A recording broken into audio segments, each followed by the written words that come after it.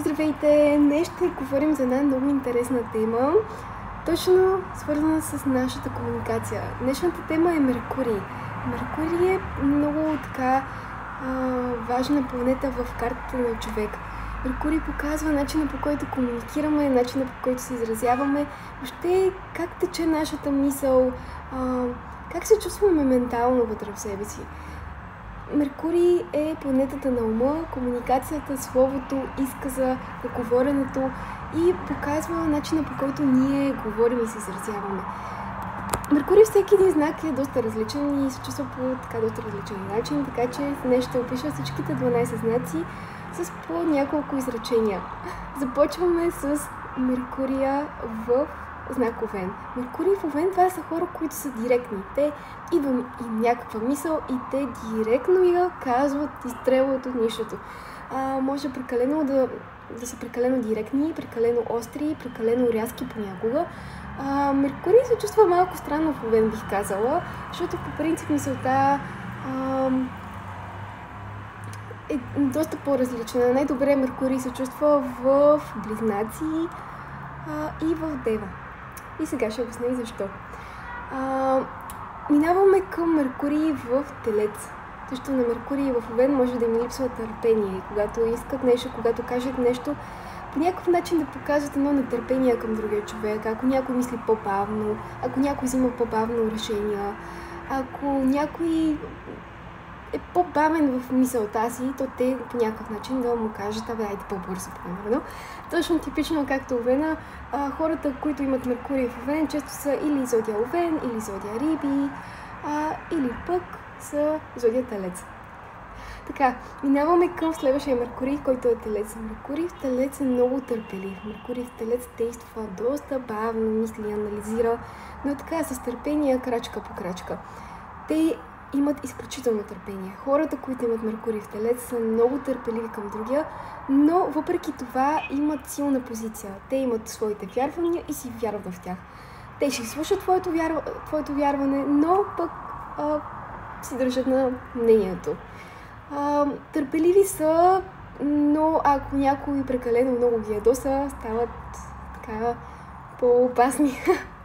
Защото противоположният знак, който е на Телец е Скорпион и както може би знаете, Скорпиона е доста опасен и ще говоря и за него след малко. Минаваме към Меркурий и Близнаци. Меркурий се чувства най-добре в два знака, в Близнаци и в Дева. Когато Меркурий е в Близнаци, мисълта тече много бързо. Обикновено хората, които имат Меркурий в Близнаци, те мислят много, те постоянно са в мисълта им и постоянно нещо се случва в ума им. Може с лекота да общуват с хората, с лекота да учат различни езици. Хората, които имат Меркурий и Близнаци, те са отворени към гледната точка на другия и умеят с лекота да създават приятелства. Така че от гледна точка на учене на езици, образование, особено средно образование по Близнаци и създаване на контакти, приятелства, Меркурий и Близнаци се чувстват много добре, но минуса на Меркурий и Близнаци е когато те започват да клюкарстват, да се интересуват от неща, които по-скоро им пречат. В най-високото проявление те се интересуват от своето образование, от своето развитие, от абсолютно всичко. Както може би знаете, Близнак е знак, който чете за всичко по-малко. Може да е специализиран в една, две, три области, но често има интереси, които са много разпръснати и са много адаптивни, така че тук ума е адаптивен, бърз и с лекота се променя и е гъвкав. Минаваме към следващия Меркурий, който е Меркурий в Рак. Меркурий в Рак са доста емоционални. Хората, които имат Меркурий в Рак, те преживяват всичко чрез емоциите им. Обикновено това са хора, които, когато някой ги нарани, те се скриват като в една черупка, искат да се опазят, но имат много силна интуиция. Когато Меркурий е във воден знак като Рак, Скорпион и Риби, интуицията е наистина много силна, така че тук най-вече комуникират интуитивно. Ума им не е чак толкова аналитичен, както да кажем на хората, които имат Меркурий в Близнаци или в Дева, а по-скоро е емоционален. Така че тук емоциите са доста важни. Ума реагира емоционално. Като някой ги нарани, се скриват като в една черупка, искат да се опазят. Може наистина да са прекалено емоционални, но и там е тяхната сила. Меркурий в Рак умеят да създават топлота, уют и да се грижат за хората. Така че те могат с лекота да успокоят някого, когато му кажат нещо мило, нещо, което да отстъпи другия човек. Да има това интуитивно усещане към другия човек. Какво има нужда този човек да чуе, за да се почувства по-добре. Така че Меркурий в Рак могат с лекота да създадат едно прекрасно пространство, хората, с които комуникират, да се чувстват добре. И минаваме към Меркурий в Лъв. И, както Лъва обича да бъде центъра на вниманието, всичко да се случва за него специално. Когато Меркурий е там, човека може да има желание да бъде на сцена, може да има много добро чувство за хумор, да обича лекотата, може да обича децата, забавлението, игрите. Може би по-ранните години човека обича да бъде на най-различни партита, обича да се забавлява, обича да се среща с много хора. По-късен етап това може да се прояви като любов към децата, любов към дома, любов към децата, любов към това дори този човек самия да има деца. Хората обикновено, които имат Меркурий в Лъв и като цяло много лъв в картата, те обичат децата, работят в професии свързани с деца. Пропуснах само да кажа за Меркурий в Рак, което е също важно. Важна е комуникацията с майката. И спрямо това какви аспекти има този Меркурий, дали са хубави или не с другите планети, може да се разбере дали по-скоро има напрежение между човека и майката или пък по-скоро да има хармония и разбиране. Но комуникацията с майката и с дома и семейството, държавата, корена е много важна. Както казах за Меркурий в Лъв, минаваме към децата, изграждането на романтични партньори също. Обикновено Меркурий в Лъв може да има драма за своите деца, може да има драма с свой романтичен партньор. Също, тъй като Лъва показва място, където се намира Лъв, показва къде има драма. Тъй като, както казах, Лъва обича сцената, обича театъра, обича драмата, обича нещата се случват, да действа, нещо да има така интересно. Минаваме и към Меркурий в знак Дева. Меркурий се чувства така доста добре и в знак Дева, тъй като както мисълта ни изисква от нас да бъдем критични, аналитични, организирани и структурирани, точно това е и знак Дева. Хората, които имат Меркурий знак Дева, могат с лекота да организират тяхното ежедневие и така да слагат структура в нещата, които така правят и мислят. Тук най-вече това играе роля върху мисълта им, така че може мислите им да са доста подредени, организирани. По принцип, темните знаци имат мнение и се държат на тяхното мнение. Меркурий в Дева могат да учат езици, но винаги да се чувстват, че могат и повече. И това е към доста сфери от живота им. Те постоянно си мислят, че могат и по-добре. Възможно е да имат така една критика, която понякога да бъде градивна критика към себе си и към останалите. Винаги да искат още и още по някакъв начин. Когато критикуват хората около тях, когато им казват, че могат и по-добре и така нататък, може това да предизвиква реакция от другия човек, но това е начинът, по който Меркурий в Дева и като цяло знак Дева изразява любовта си. Може да имат интерес и да четат за своето здраве, за грижата за своето тяло. Като цяло това е знак, който обича практиката, който търси нещата, които чете, нещата, които знае, да може да приложи в ежедневието си. Така че Меркурий в Дева, колкото по-практични неща откриват, толкова по-добре се чувстват и там е и тяхната сила. Минаваме към Меркурий във Везни. Меркурий във Везни става много хармония и баланс. При Меркурий във Везни много са важни връзките, партньорствата и отношенията им с останалите хора. Тук комуникацията с партньорите и като цяло с брачния партньор е много важна. Хората, които имат Меркурий във Везни, могат така с лекота да слагат баланс и хармонията и да създават красота. Често може да се намират като посредници между двама души и да разрешават конфликтите им. Минаваме и към следващия знак. Това е Скорпион. Когато Меркурий се намира Скорпион, се чувства така доста по-различно от останалите. Скорпион е знак, който обича дълбочината, който обича така нещата, които са скрити, неизвестни, които по някакъв начин хората не говорят за тях. Хората, които имат Меркурий Скорпион, може да говорят за теми, които са, например, има ли живот след смъртта, или пък да имат интерес към окултното, към мистичното, може да имат интерес към психологията, към тъмната част на човешката психика, към тъмната част на човешките емоции. Често това са хора, при които нямат тема, която да е табу. Може да говорят неща, които по някакъв начин да карат останалите хора да не се чувстват добре. Хората, които имат Меркурий и Скорпион, имат много добра памет и това има две страни.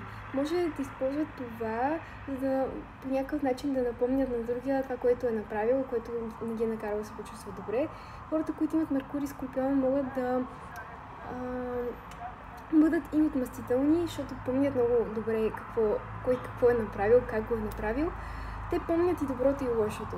Но, например, ако някой човек ги нарани, те това не го забравят и може дори да си берат шансовете, които му дават. Но пък, когато видят, че някой срещу тях е човек, който може да има доверие на него, то тогава те са много дадени и така партньори и приятели.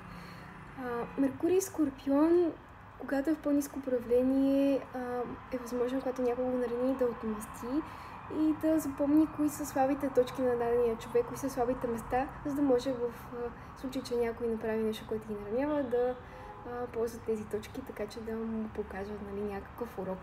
Меркурий и Стрелец често са хора, които си мислят, че те знаят най-добре нещата и че те могат да обяснят нещата най-добре.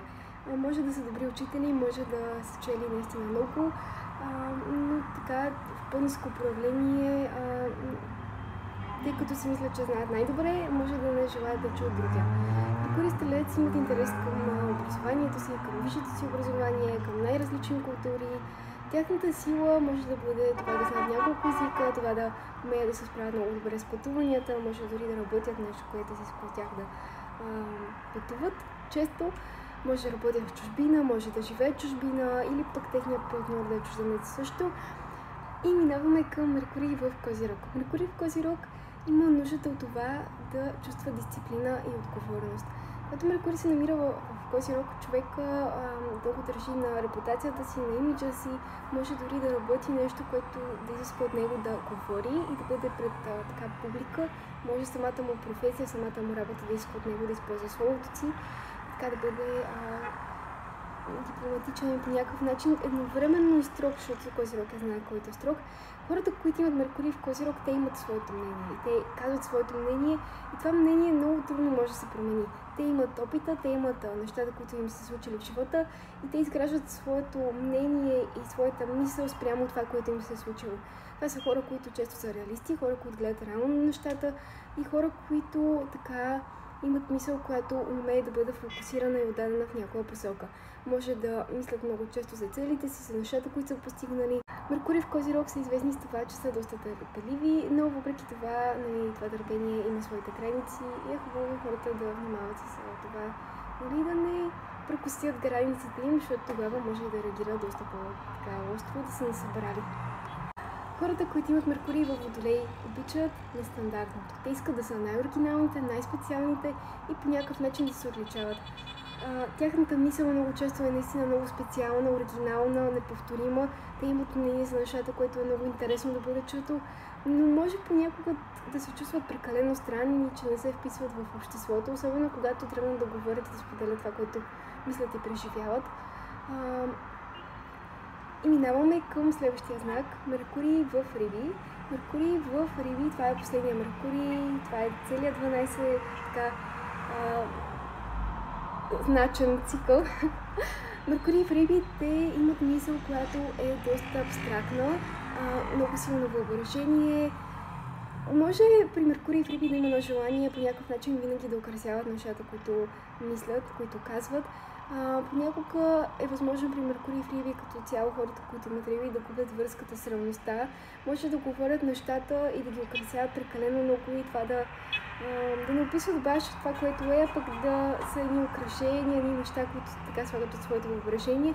Хубаво е хората, които имат Меркурий в Риби, да не лъжат, защото така знаем, че с лекота можете да лъжете и да създавате някаква много интересна картинка, но въпреки това може да се обедини реалност плюс тази абстрактност и въображение. Хората, които имат Меркурий в Риби, така може да бъдат като една гъба на хората около тях и на пространството. Може да имат много силна интуиция също за това, което хората мислят около тях. Силна емпатия също. Но единствено трябва да внимават с това, нали, да няма да наобягстват реалността, да не украсяват прекалено нещата. И вече ако някой тръгне към някакви субстанции, нали, по този вид бягство от реалността, то трябва да се внимава и с това. И да, това са всичките 12 знаци, така възможно най-съкратени. И много благодаря за вашето гледане. Ако искате още такива видеа, може да се абонирате и за канала ми. И ако имате нещо, което бихте споделили, може да го напишете в коментарите, ваше мнение, въпроси. И да, за астрологични сесии ми пишете на лично съобщение. Ще напиша и Инстаграма и Фейсбука на Астронери.